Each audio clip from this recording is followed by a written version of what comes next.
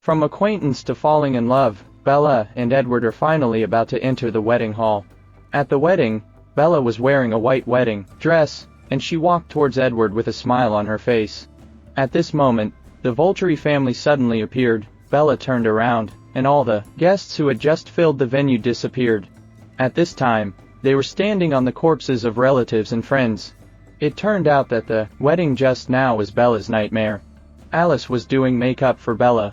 The wedding was about to begin. Bella walked towards Edward holding her father's hand.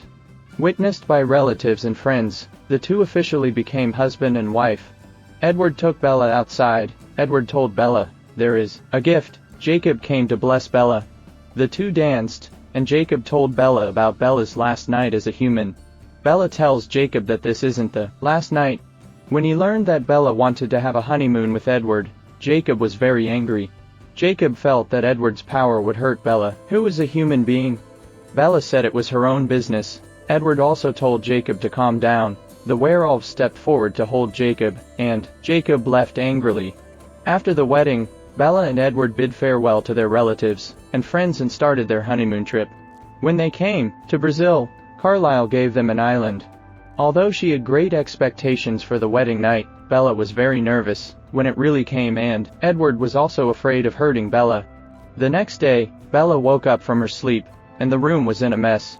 Edward looked at Bella full of scars and felt very guilty.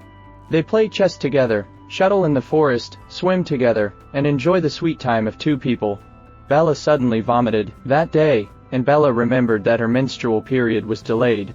Bella looked at her swollen belly, and Bella felt unbelievable. At this time, Alice called, and Alice could not predict Bella's future. Bella told Carlisle that Bella felt something moving in her stomach and she suspected she was pregnant. Carlisle told them to go back immediately. Jacob came to Bella's house, and Jacob learned from Charlie that Bella seemed to be sick. Jacob hurried to Edward's house. At this time, Bella was already very emaciated, and the growth of the child in her stomach absorbed most of Bella's nutrition, and Bella's body lost weight rapidly. Carlisle told him that neither ultrasound nor needles could penetrate the embryo, and that Alice could not predict Bella's future, but the baby in her belly hurt Bella. Jacob asked them why they didn't just take out the baby, but Bella told him that Bella wanted to keep the baby. Edward called Jacob outside, hoping that Jacob could persuade Bella to give up the child. And Jacob couldn't convince Bella either. Bella insisted on keeping the child. Bella reassures Jacob that he'll be fine. Jacob made Bella perfect, but Bella will lose her life because of it. Jacob turned into a werewolf and rushed into the forest, screaming angrily. This action caught the attention of the wolves, and the wolves also knew that Bella was pregnant. They felt that Bella's choice to keep the child would bring disaster to the wolves. Jacob quarreled with them and left the pack alone. Edward told Bella that Bella's body could no longer accommodate the child, but Bella never gave up on the child in her stomach. Carlisle makes Bella try to eat blood. Carlisle took out the prepared blood bag and asked Bella to drink it. Sure enough, Bella's pulse was much stronger, but the blood pack was quickly used up. Carlisle has to go hunting, and the wolves are ready to deal with them. Jacob led the wolves away. At this time, Bella was in danger. The baby in her stomach broke Bella's lumbar spine. At this time, the placenta had fallen off, and the baby had to be taken out immediately. After the efforts of several people, the baby was successfully taken out, and it was a healthy baby girl. But at this time, Bella had lost consciousness, and Edward gave Bella artificial respiration, but it didn't work at all. Edward took out a needle and injected his own vampire venom into Bella's body. Bella still didn't respond. Jacob ran to the door crying sadly. Jacob thought of the culprit's baby. Jacob wanted to kill the baby.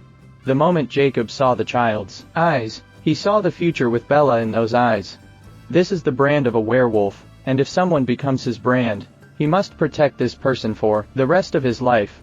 At this time, the wolves who heard of Bella's death have also arrived, and their goal is also the child. A group of people started fighting, and Carlisle came back.